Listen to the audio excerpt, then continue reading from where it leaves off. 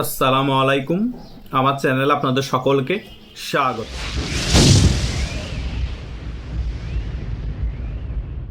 বাংলাদেশের মধ্যে কোনো সাধারণ লোককে যদি আপনারা কেউ জিজ্ঞেস করেন যে বাংলাদেশ আওয়ামী লীগের রাজনৈতিক প্রধান প্রতিপক্ষ রাজনৈতিক দল কোনটি, একেবারে যারা রাজনীতি বুঝেও না তারাও চোখ বন্ধ করে বলে দিবে বিএনপি।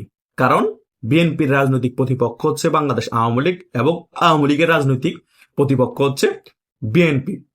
এই জামাত ইসলামীকে বিএনপিও কাউন্টে নেয় না এবং বাংলাদেশ আওয়ামী লীগও কাউন্টে নেয় না। কিন্তু জামাত ইসলামীকে নিয়ে বাংলাদেশ আওয়ামী লীগের এত রাগ ক্ষোভ, তার প্রধান কারণ হচ্ছে তারা হচ্ছে মুক্তিযুদ্ধের বিরোধী শক্তি এবং এই বাংলাদেশ না হোক সেটা তারা একেবারেই চেয়েছে। কারণ বাংলাদেশ হওয়ার পরেও তারা কিন্তু বাংলাদেশের মধ্যে বাংলাদেশ বিরোধী কার্যকলাপ করেই যাচ্ছে। সেই কারণে বাংলাদেশ আওয়ামী লীগ এই জামাত ইসলামের বিরুদ্ধে আগে থেকেও সোচ্চার ছিল, এখনো সোচ্চার আছে। বাংলাদেশ জামাত ইসলামীকে বাংলাদেশ আওয়ামী লীগ শত্রু হিসেবে গণ্য করে, কিন্তু বিএনপিকে রাজনৈতিক প্রতিপক্ষ হিসেবে জানে। বিএনপিও আওয়ামী লীগকে রাজনৈতিক প্রতিপক্ষ হিসেবে জানে। কিন্তু এই রাজনৈতিক প্রতিপক্ষ থেকে আওয়ামী লীগ এবং বিএনপি রাজনৈতিক প্রতিহিংসা অতিরিক্ত ছড়ানোর কারণে আওয়ামী লীগ এবং বিএনপি রাজনীতির মধ্যে অনেক বেশি প্রতিহিংসা ছড়িয়ে গিয়েছে। এই প্রতিহিংসাটা ভিতরগতভাবে ছড়ানোর কাজ করেছে কারা? এই জামাত ইসলামী ভিতরগত থেকে। কথা বুঝতে পেরেছেন? তাই আমরা বাংলাদেশের মধ্যে জামাত ইসলামী, এনসিপি, অন্যান্য দলকে এত কাউন্টে নিয়ে তাদেরকে নিয়ে এত মাথা ব্যথা করে কোনো লাভ নেই। আমাদের মাথায় রাখতে হবে আমাদের মেইন প্রতিপক্ষ বাংলাদেশ আওয়ামী লীগের এবং মুক্তিযুদ্ধের পক্ষের শক্তি দল বাংলাদেশ আওয়ামী লীগের মেইন রাজনৈতিক প্রতিপক্ষ হচ্ছে বিএনপি। তাই বিএনপি কখনোই চাইবে না বাংলাদেশ আওয়ামী লীগ বাংলাদেশের রাজনীতিতে আগের রূপে শক্তিশালী হয়ে ফিরে আসুক। হয়তোবা হালকা একটু স্পেস দিবে রাজনীতি করার জন্য, কিন্তু আগের রূপে শক্তিশালী রূপে ফিরে আসুক বিএনপি কখনোই চাইবে না। তাই আমরা যারা এখনো মনে করছি বিএনপি ক্ষমতায় আসার ফলে বাংলাদেশ আওয়ামী লীগের সকল কার্যালয় খুব ইজিলি খুলে যাবে, বাংলাদেশ আওয়ামী লীগের সকল নেতারা দেশে ফিরে আসবে, বাংলাদেশ আওয়ামী লীগ খুব দাপটের সহিত আগের মতো রাজনীতিতে ফিরে আসবে, অসম্ভব। বিএনপি কখনোই চাইবে না। বরং বাংলাদেশ আওয়ামী লীগের নেতারা দেশে ফিরে আসলে সংগঠিত রাজপথে নেমে তাদের দাবি আদায়ের মাধ্যমে আবার রাজপথে সংগঠিত হয়ে রাজপথ দখল করতে হবে। অনেক ঝড়ঝাপটা যাবে এবং যে সকল আওয়ামী লীগের কার্যালয় আছে সেগুলা খোলার পরও অনেক ফাইট করতে হবে। অলরেডি অনেক জায়গায় খোলার পরও বিএনপির কর্মীরা এবং শিবিরের কর্মীরা গিয়ে সেখানে আক্রমণ করে আবার কার্যালয়গুলো বন্ধ করে দিচ্ছে। তাই বিএনপি আওয়ামী লীগকে ফাঁদে ফালানোর চেষ্টা করছে এবং আওয়ামী লীগের যে সকল কর্মীরা আছে তাদেরকে ফাঁদে ফেলার চেষ্টা করছে। উপর দিয়ে দেখাচ্ছে আমরা আওয়ামী লীগের কর্মীদেরকে কিছু করব না, উপর দিয়ে দেখাচ্ছে আওয়ামী লীগ রাজনীতিতে ফিরে আসুক আমরাও চাই, মানে আওয়ামী লীগের যারা সাধারণ কর্মী আছে তাদের থেকে একটা সিম্পেথি নেওয়ার জন্য, যাতে আওয়ামী লীগের নিরীহ কর্মীরা বিএনপির প্রতি একটা ভালোবাসা জন্মে।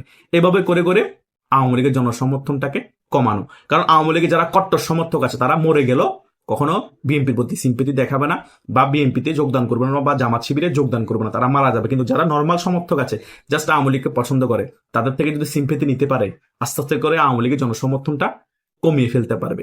তাই আওয়ামী লীগের ওই সকল সমর্থকদেরকে ফাঁদে ফেলানোর জন্য বিএনপির নেতারা নির্বাচনের আগে ওই সকল বক্তব্য দিয়েছে ভোট নেওয়ার জন্য এবং ভোট নির্বাচনের পরবর্তী সময় যাতে আওয়ামী লীগ আরো দুর্বল হয়ে যায় এবং সিম্পেথি নিয়ে আওয়ামী লীগ যাতে সংগঠিত রাজপথে নামতে না পারে, সেই কারণে এই সকল প্ল্যানগুলা বিএনপি সাজিয়েছে। নির্বাচনের আগে যে মির্জা ফখরুল বক্তব্য দিয়েছে আওয়ামী লীগের কোনো কর্মীর কোনো কিছু হবে না, যাদের নামে মিথ্যা মামলা হয়েছে সকল মামলা আমরা তুলে নিব, এবং আরো বিভিন্ন জায়গায় বিএনপির যে সকল নেতা কর্মীরা বক্তব্য দিয়েছে সকল বক্তব্য ছিল রাজনৈতিক বক্তব্য, জাস্ট ভোট নেয়ার বক্তব্য।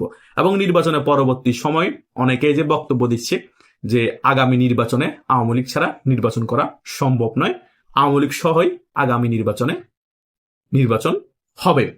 এখন আমার কথা হচ্ছে আওয়ামী লীগ যখন ক্ষমতায় ছিল তখন আওয়ামী লীগও তো বিএনপিকে নিষেধাজ্ঞা দেয়নি, বিএনপির জন্য নির্বাচনে অংশগ্রহণ করা ওপেন ছিল, তবুও তো বিএনপি নির্বাচনে অংশগ্রহণ করেনি। কেন করেনি? কারণ বিএনপি জানতো আমি নির্বাচনে অংশগ্রহণ করলে ইঞ্জিনিয়ারিং করে আমাকে 20-30টার বেশি আসন দেওয়া হবে না। তাই আগামী নির্বাচনে যে আওয়ামী লীগকে অংশগ্রহণ করতে দেওয়া হবে, বিএনপির অনেক নেতা বলছে, হাবিবুর রহমান সাহেব বিএনপির সিনিয়র নেতা, ঠিকই তো আওয়ামী লীগ অংশগ্রহণ করতে পারবে কিন্তু নির্বাচনে ইঞ্জিনিয়ারিং করে তো আওয়ামী লীগকে 20-30টার বেশি আসন দিবে না। তো সেই নির্বাচনে আওয়ামী লীগকে অংশগ্রহণ করবে সেটা একটা প্রশ্নবোধক চিহ্ন। এখন আমাদের যে কোণঠাসা অবস্থা আওয়ামী লীগের কর্মীদের, তারা এখন নির্বাচন অংশগ্রহণ করতে পারলেই মনে করছে বহুত বড় কিছু, খুশিতে আত্মহারা হয়ে যাচ্ছে। বিএনপি বলেছে আওয়ামী লীগ আগামী নির্বাচনে অংশগ্রহণ করতে পারবে। আরে ভাই, এটাও তো একটা ফাঁদ। আওয়ামী লীগ আগামী নির্বাচন অংশগ্রহণ করলো 20-30টা বা 50টার বেশি আসন দিবে না। বিএনপি এর পরবর্তী সময়েও ক্ষমতায় আসবে এবং আসার জন্য সকল প্ল্যানিং করে রাখবে। কিন্তু হয়তো আওয়ামী লীগ নীতি নির্ধারক চিন্তা করতে পারে আওয়ামী লীগ এমনিতে কোনটা অবস্থায় আছে, আওয়ামী লীগ এখনো আগের মতো শক্তিশালীভাবে ফিরতে পারে নাই, অন্তত 30-40টা বা 20টা বা 50টা আসন দিল, খারাপ কি, আমরা নির্বাচনে অংশগ্রহণ করি। হয়তোবা নির্বাচনে অংশগ্রহণও করতে পারে। বিএনপির পাতানো ফাঁদে জেনে শুনে আওয়ামী লীগ হয়তো পা দিবে। তার মানে বিএনপি 10 বছর যে ক্ষমতায় থাকবে সেটা মোটামুটি বিএনপি এখন থেকে পাকাপুক্ত করে ফেলছে। জামাতকে চাপে রেখে, এনসিপি কে চাপে রেখে এবং আওয়ামী লীগ ফিরে আসলে ওরা তিনজন একত্রিত হয়ে আওয়ামী লীগকে চাপে রেখে মোটামুটি বিএনপি 10 বছর ক্ষমতায় থাকার জন্য যা যা কিছু করা প্রয়োজন সকল কিছু এখন থেকে করে যাচ্ছে, বক্তব্য দিয়ে দিয়ে মোটামুটি সেট আপ করে যাচ্ছে। তার মানে এই 5 বছরে বিএনপি যে ক্ষমতায় থাকবে আওয়ামী লীগকে ওই রকম মাঠের রাজনীতিতে আহামরি ভাবে সক্রিয় হতে দিবে না। হয়তোবা আওয়ামী লীগের যে নিষেধাজ্ঞা আছে কার্যক্রমের উপর সেটা এই 26শে মার্চের পরে ভারতের চাপে এবং আমেরিকার কূটনীতিক চাপে হয়তো তুলে নিবে। কিছু কিছু জায়গায় আওয়ামী লীগ হয়তো ছোটখাটো প্রোগ্রাম করার চেষ্টা করতে পারে। তবুও প্রোগ্রাম করতে গেলে সেখানে বিএনপি তার ছাত্রদল কর্মীদেরকে দিয়ে এটাকে পাঠাবে না। এই এনসিপি এবং জামাতের ছাত্র শিবিরকে দিয়ে এটাকে পাঠিয়ে ওই সকল প্রোগ্রামগুলো হয়তো বানচাল করিয়ে দিবে। তখন বিএনপি বলবে আমরা তো কিছু করছি না, আর এনসিপি এবং জামাত শিবির বলবে আমরা বেঁচে থাকতে কোনোভাবে ছাত্রলীগকে, আওয়ামী লীগকে বাংলাদেশের রাজনীতিতে ফিরতে দিব না।